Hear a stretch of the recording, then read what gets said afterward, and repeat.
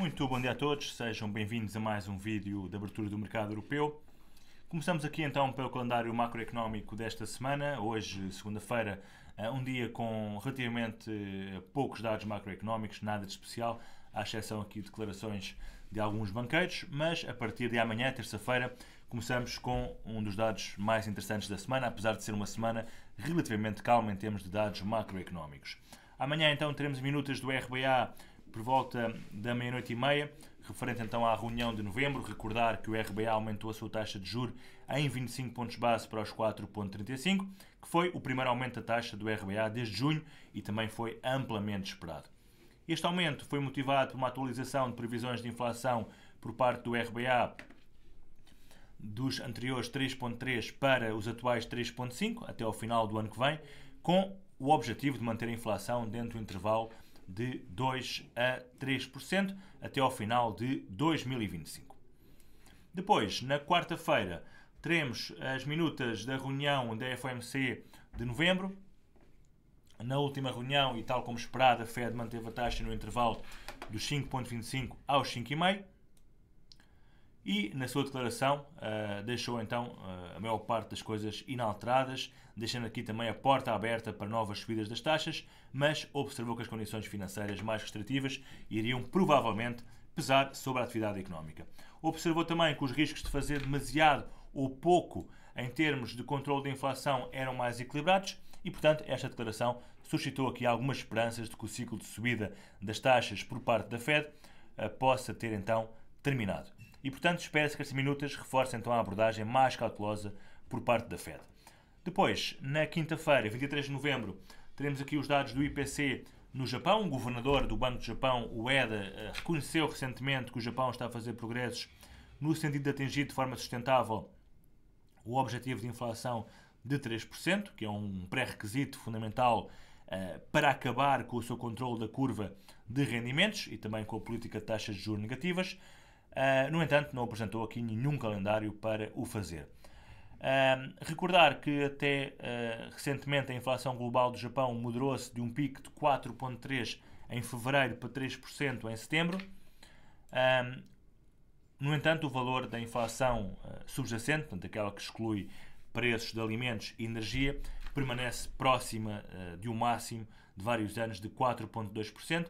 E, portanto, o que o mercado espera é que a inflação global de outubro suba ligeiramente para os 3%.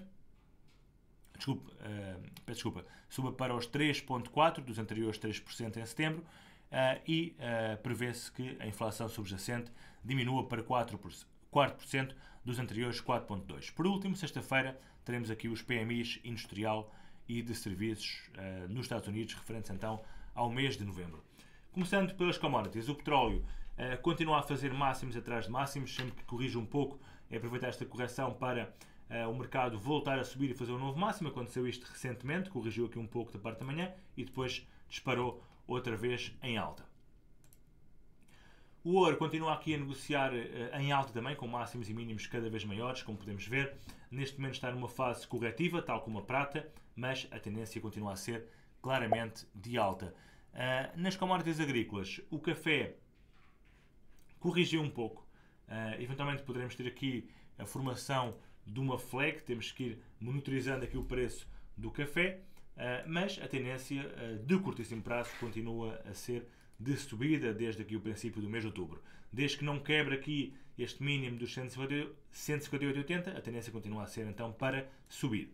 Já o milho teve aqui então um rollover, daí esta subida grande no preço, para já no curto prazo parece querer continuar a subir, e o trigo continua aqui a negociar dentro deste range. Gás natural continua a sua tendência de queda e já está a negociar abaixo dos 3 dólares. Olhando para o mercado europeu, começando aqui então pelo DAX. O DAX mantém o potencial de subida, corrigir aqui um pouco perto dos 16 mil pontos, mas o máximo de setembro, portanto aqui nos 16.146, deverá ser aqui o próximo target para o índice alemão. Já o IBEX, é importante monitorizar aqui a vela diária, ver se consegue quebrar aqui esta linha de tendência que basicamente une os máximos de 14 de junho de 2021 com o máximo de 30 de julho de 2023 e, portanto, se conseguir quebrar esta linha de tendência na vela diária, poderá ter aqui continuidade de subida, sendo o próximo target aqui na zona de fevereiro de 2020, nos 10.100 pontos aproximadamente. O Eurostock 50 mantém-se para já a consolidar, está aqui também numa zona de resistência, dada por estes dois máximos, os 4.355, vamos ver se consegue ou não ultrapassar esta zona em alta. Também os índices americanos estão a consolidar, depois das fortes subidas verificadas na semana passada, e aqui, muito interessante, o Nasdaq, apesar de ter reagido em baixa na resistência psicológica dos 16.000 pontos, está agora a consolidar e abre aqui potencial para vir testar os máximos feitos em dezembro de 2021 na zona dos 16.700 pontos.